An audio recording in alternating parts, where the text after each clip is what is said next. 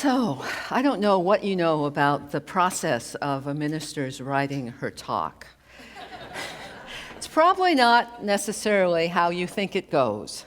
I'm going to share a little bit of my process with this talk, beginning by telling you a bit about a book I've been reading. It's a book by Michael Singer, who also wrote The Untethered Soul. The book is titled The Surrender Experiment. And it talks about the process that he went through in trying to still all the chatter and the chit-chat and the judging within his mind. He first attempted to still the thought process in his mind by really fierce discipline of meditating and sitting for hours in the morning and hours in the evening. And he found that he could almost get there, but then the mind would bounce back and he got really, really frustrated. And at one point he had a dream, and in that dream he went deep into a cave and he kind of felt like he was in this meditative process. And then he got to a point where he could see light coming through a hole in the cavern, and there was a grate, and he couldn't get through into that light. And in his dream, he heard the statement, "There is a different way." And so he came back from that dream and he said, all right, I've done all this discipline, all this practice, and I love it, but it's not getting me where I want to go. Maybe rather than fighting my mind, I should simply pay attention differently and surrender to what's in front of me. So over the course of about 30 years, he went from being a disciplined, happy yogi in the forest, living on nothing, to a disciplined, happy yogi in the forest who also was running a billion-dollar business.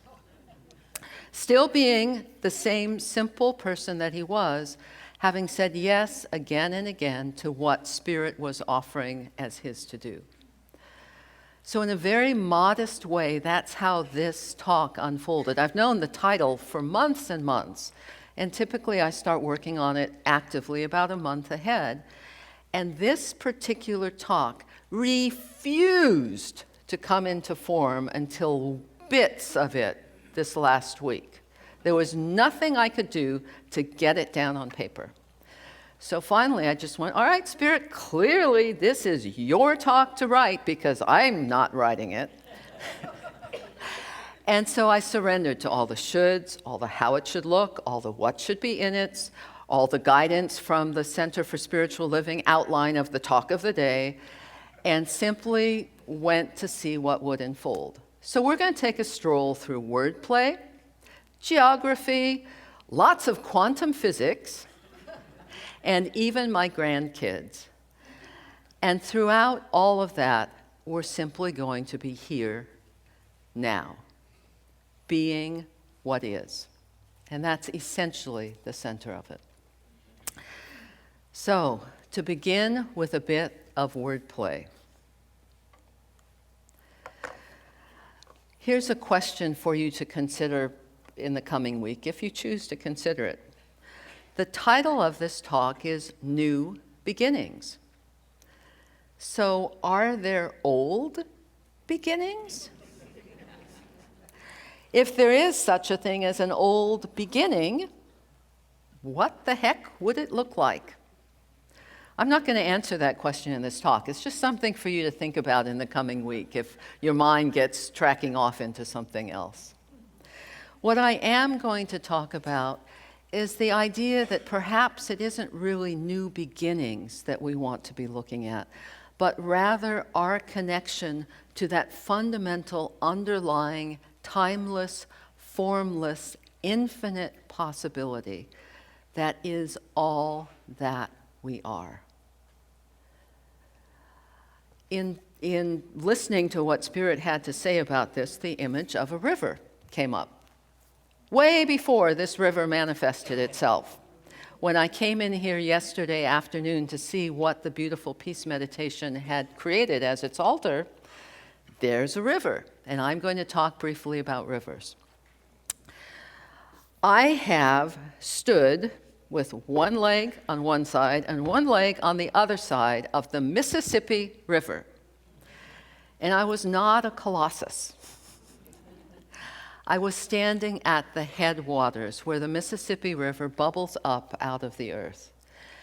And it comes to mind that I could have labeled some point there on a map as the beginning of the Mississippi River. But was it where it bubbled up? Was it where it started flowing? Was it deep underground at the source? Maybe it wasn't any of those things. Maybe it simply was the river.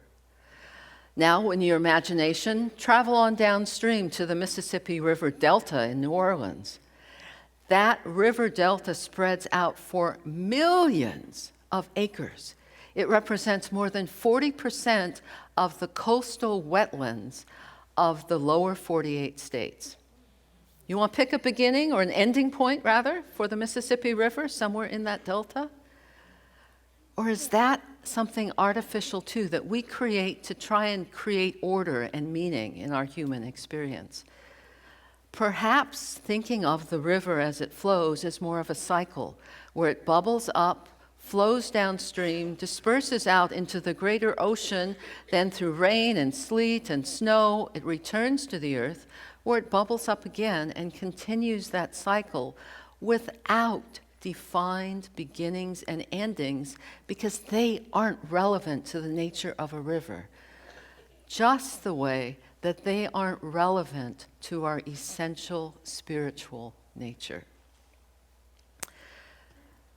Believe it or not, that analogy drops me into an exploration of quantum physics.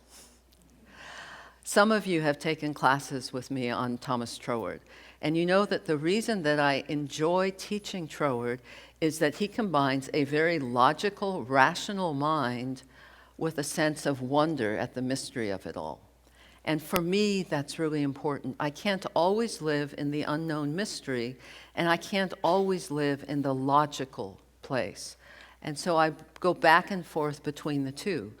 What's happening in quantum physics is perhaps those two ways are coming more closely together. So I want to share a little bit of what I've learned about quantum physics.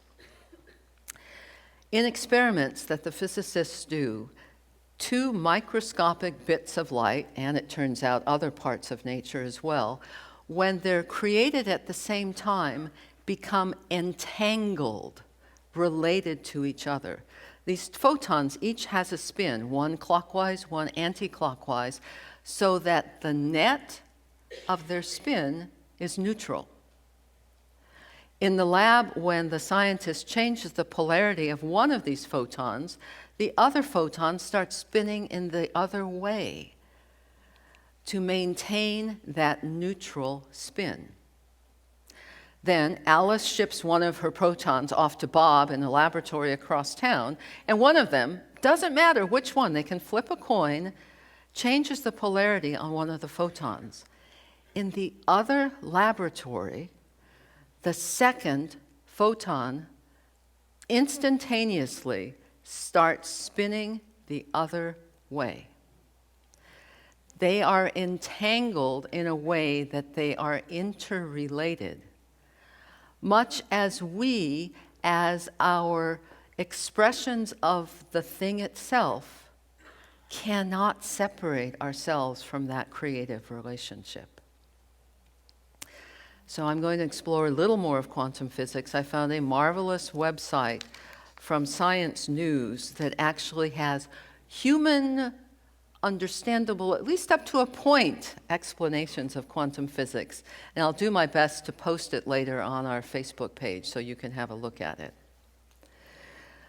The first place that Siegfried, who's the author of this article, starts is to say it's interesting in this entanglement, this system of two bits of light, theoretical quantum physicists can create this amazing equation, mathematical description of the system. It's so complex that actually a computer has to generate it, but it can describe the system as a whole. But the moment scientists try to explain and quantify and identify what's in the system, it's impossible. It's impossible. The whole has something more than individual bits in it. Again, it begins to sound very much like what we talk about when we talk about infinite possibilities. That oneness, that thing itself that is beyond our understanding in normal space and time, and yet it's very clearly present and active in our lives and throughout the world. Siegfried continues in Science News Online, and I'm going to sort of read this part of my talk because I want to make sure I get it straight. That when we're trying to define what the universe is in quantum theory, what has to be possible is to define multiple realities. There's not just one single reality. There are multiple, perhaps even infinite, possibilities. Here's Science of Mind again. Whether or not all these quasi-realities, quasi-classical realms of existence actually exist or not is a lively argument among scientists. Are they real? Or, listen to this phrase from a scientist. Are they just cataloging all the possibilities that nature chooses from? Are they just cataloging the infinite possibilities that we may choose from? See how science and science of mind are coming together in amazing ways? Physicists have recently been pursuing the idea that our three-dimensional or four-dimensional with time reality is actually constructed out of these networks of possibilities. I don't understand what that means. Fortunately, neither do scientists, so I don't feel so bad. But there's a mystery there, and there's a possibility there that's rich and that offers the sense of newness, or the sense of emerging out of infinite possibilities into form in our human experience. And that, for me, is what a new beginning means. Not that I'm stepping from this way to this way, but that I'm looking out, focusing on, and paying attention to what's in front of me, and there it is.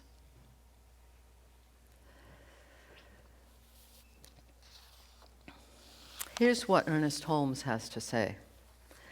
New arts, new sciences, new philosophies, better government, and a higher civilization await our thoughts. The infinite energy of life and the possibility of our future evolution work through our imagination and our will. The time is ready. The place is where we are now. And it is done unto all as they really believe and act. So whether we consider these manifestations of infinite possibilities, or whether we say there are new beginnings, we are related and entangled with capital L life, with all its creative potential. We observe and we choose again and again and again. How does this creative process work? As my musician physicist friend Sky Nelson, who's been on guitar and piano this morning, explains it, the thing itself, which is what I'm wanting to call God in this moment, responds to a genuine, urgent need. That genuine, urgent need attracts to us lovely, serendipitous opportunities, synchronicities, emerging because, again, of the way that we are part of that one source, that one creative energy, that life beyond time and form, even as we bring it into our human experience.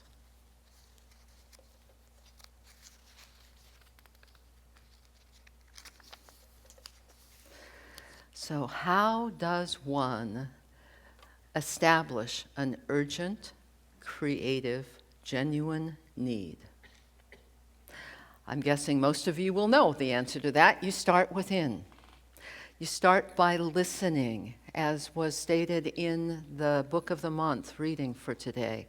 You turn off all the outer noise, the electronics, the radios, the newspapers, and you also attempt to turn off the inner noise, the shoulds, the have-tos, the way it was, the stories, and listen for that deep presence.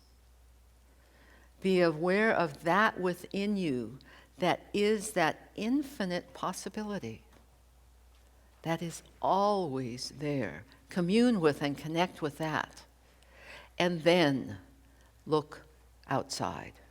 See what's in front of you to do. See what calls to you. And say yes to that. Then again, go within, because that yes is actually coming from who you are. That infinite possibility that's shown up as Reverend Tara, or as Don, or as any of you in the room, shown up as you and continues to express and unfold throughout your life. Throughout your life, just as those two photons connected in the laboratory always respond one to the other. So the infinite possibility, the thing itself, that field underneath it all, responds to our yes, responds to our observation, responds to who we are. And then celebrate it. Some of this requires trust. And someone after the first service asked me, what do you do with that? How do you get there? How do you trust that somehow your talk is going to show up? I may tell you a little side story about this talk in a little while. And I said, what you can do to start building that trust in spirit, in the thing itself, is notice those little bits of aha or wonder or amazement where something that you didn't expect, that you couldn't even imagine, is gifted to you, shows up in your life. An example for me occurred in the aftermath of the October fires. I was in the social hall and someone asked me, "What do you do here?" And rather than try and go into whatever it is that I do here, out of my mouth popped the words, "I am the community minister." I had never even heard that phrase. It was not at all in my awareness, and yet having claimed it on some level, I have been amazed at the ways in which that ministry has come alive and has unfolded with a lot of ease and grace and rightness that I don't believe would have happened had I not claimed it, said it, put it into my world. I didn't have it on my mind anywhere, but obviously the thing itself knew something more than I did. So I invite you to consider that, to look at that.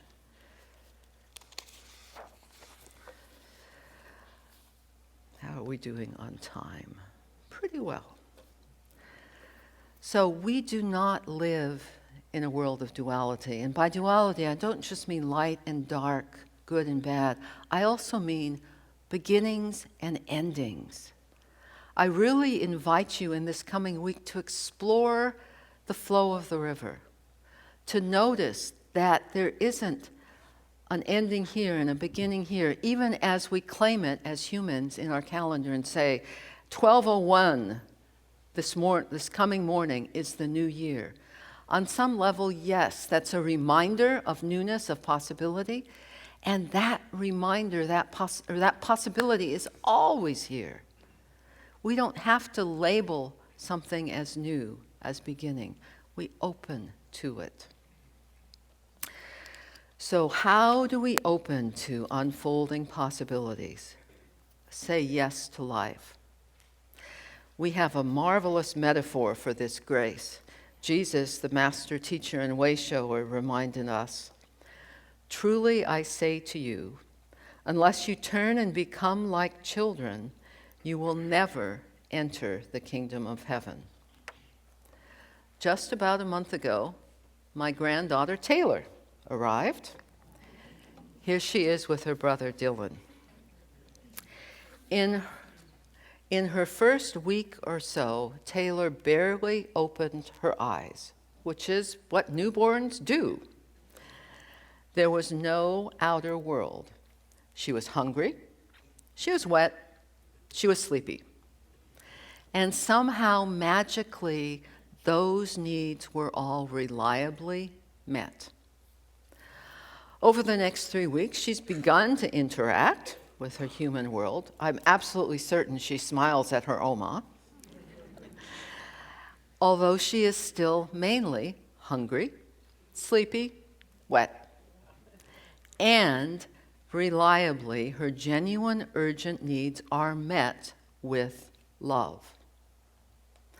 I believe that's what Jesus was talking about, that we are invited to turn to remember love meeting for us, caring for our needs again and again, sometimes in ways we expect, sometimes with surprises, always supporting our growth and understanding. Dylan has been a unique, individualized expression of spirit for 5 years as of yesterday. He clearly is aware of the world around him, including what works to increase his happiness. For example, yesterday morning, he learned that when his friend Henry and he decided that the fish were bored and hungry and dumped all of the fish food along with some Legos and maze cards and other toys into the aquarium, that was not a good idea. And he probably will never do it again because he's having to explain why the aquarium is now in the living room to all of his friends. Dylan is learning about his parents' expectations, family rules and values, as well as what group mind, what we used to call race consciousness or human race consciousness, teaches. Another example from Dylan's life, he has a classmate with a ponytail. He's in transitional kindergarten. He is absolutely convinced that that boy is a girl because long hair is for girls. Boys can't have long hair.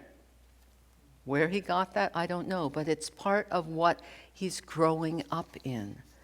And those filters of shoulds and how things are and what's true and what people do and don't do based on gender or age or race or anything else, all of that steps us away from the truth of who we are.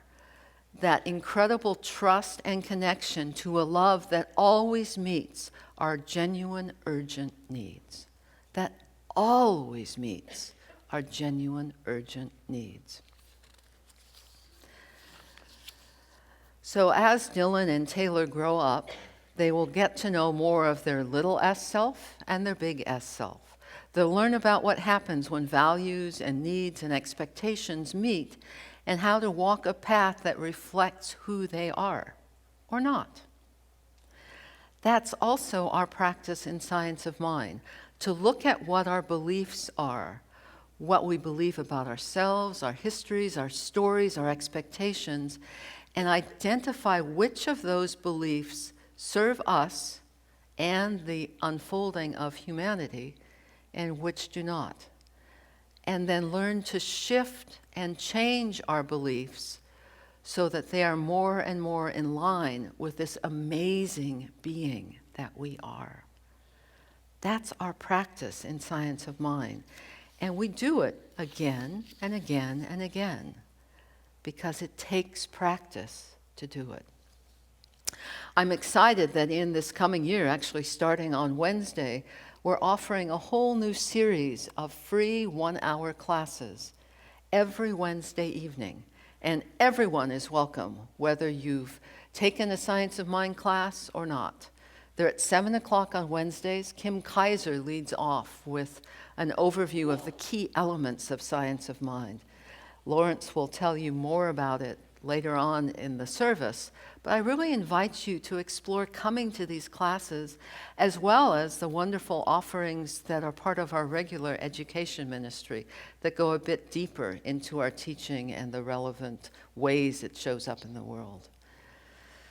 So, one more time I'm going to dip into quantum physics, but I'm going to dip into it recognizing that it also is very much a part of the heart of our teaching of Science of Mind. We are entangled with the One. We cannot be separate from it.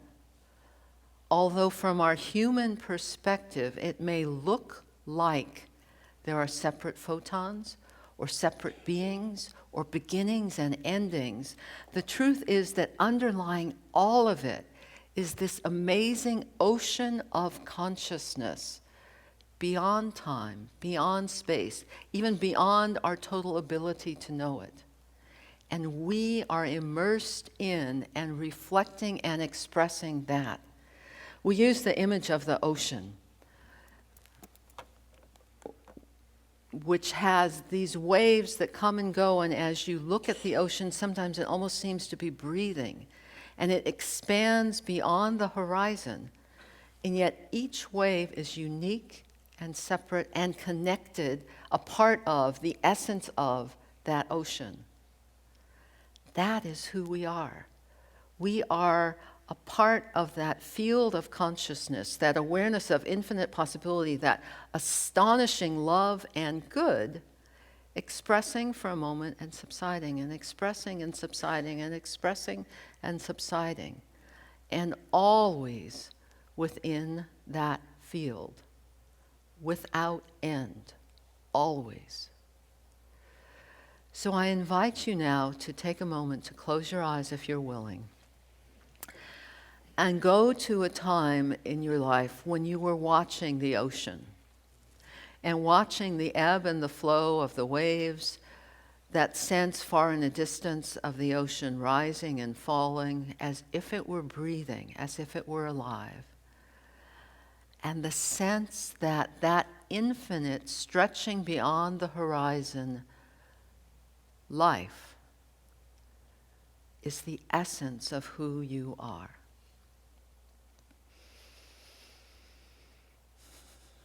Breathe in that essence. Sense what it feels like to be unique as a wave, and within that vastness, beyond imagining, without beginning, without end. And know with me that there is only this one life, one love, one presence, one power, one field of consciousness that enfolds, surrounds, contains all that is with infinite possibility. As I know this is true for each one in this room, for each being on this planet, beyond the universes of universes, I know that all is unfolding with grace, with ease, with blossoming. That who and what we are is fundamentally grounded in and emerging from this field of good, this field of incredible possibility. And that as we notice the beginning of a new year in our human form, we recall and remember and engage with the infinite possibility that is the truth of our being. We say yes with trust and enthusiasm to the unfolding and the amazing possibilities of our life. And we know them good and very good. Reminded of this truth, celebrating this truth, awash with this truth, I release it into law with gratitude, knowing it is so now, for all that is. And so I invite you to say with me, and so it is.